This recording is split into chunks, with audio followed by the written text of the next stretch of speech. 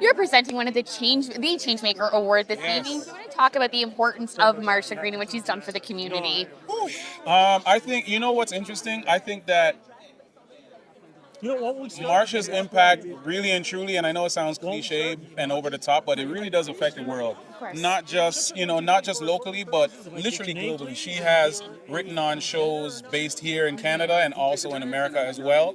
And she's participated in so many legendary shows, but she also represents for underserved communities and people of color, and she leads the charge. And especially now at a time where people are trying to, it's very, I would say it's strange, but it's not. It was expected, but they're scaling back on diversity, equity, and inclusion. They are. I think that's because, unfortunately, as a society, we made it a buzzword as opposed to a way of life. I think what it is really just don't be an a-hole. You know what I'm saying? Be a good human.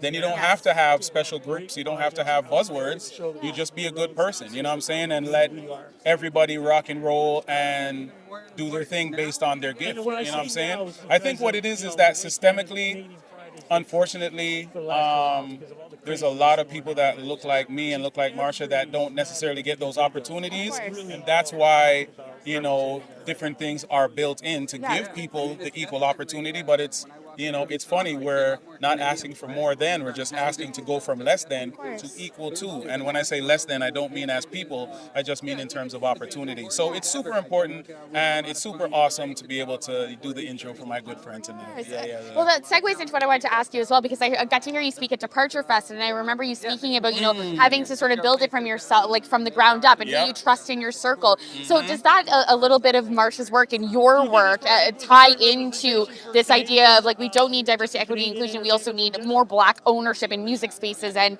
film spaces and in entertainment as a whole? I think so, because it's like over and over again in so many different walks of life. You know what I'm saying? Not just entertainment, but we are people that have contributed to the medical field. We have made inventions that to this day it's like we literally cannot function in the world without some inventions that were made by Black people. It's funny, people don't know this, but denim, jeans, yes, that was going around this weekend, which is interesting. It was never something that was anything for other than enslaved people. And the thing is that it was literally the people that were in the fields that took the indigo, dyed the cloth to give it some kind of a color, give it the energy and style. And of course it was patented by Levi's and so forth, but they're not the true creators of denim. So I think that's just one example, but I think that is something that happens on a daily basis, and I think what's happening in 2025 is we have access to technology, we have access to education, and I think what's happening is there is a lot more ownership. There are people that are demanding their value and their worth, as opposed to what people put on a piece of paper.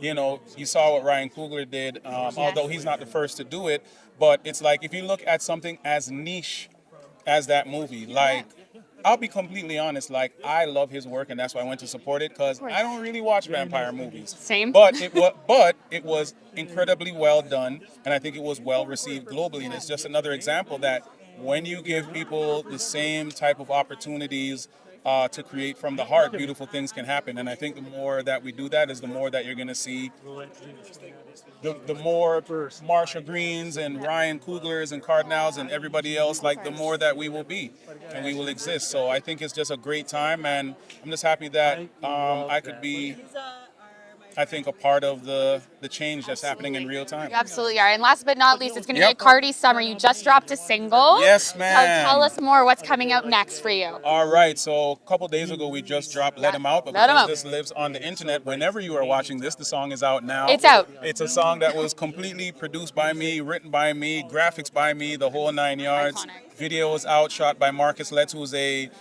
incredible young director from Toronto. He's so super fire. But I have another single that is going to be coming out on Canada Day that is called Soak, and that features Rotimi. If you guys watch Power, 50s Power, Rotimi is one of the stars of Power, and he's also a good friend for a long time. So we have a banger coming on Canada Day. So the EP that comes out, Caravana Weekend, is called Every Day Sometimes.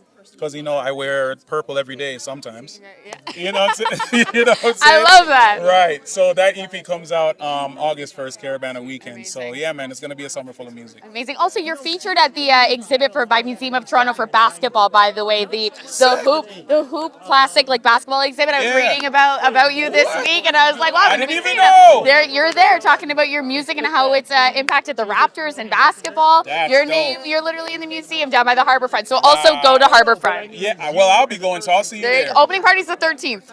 Oh, it's my wedding anniversary. That's more important. That's more important. I think so. My wife would think so. I I agree. do too. Thank you so much. It was a pleasure. Thank you. Thank you. My pleasure. My pleasure.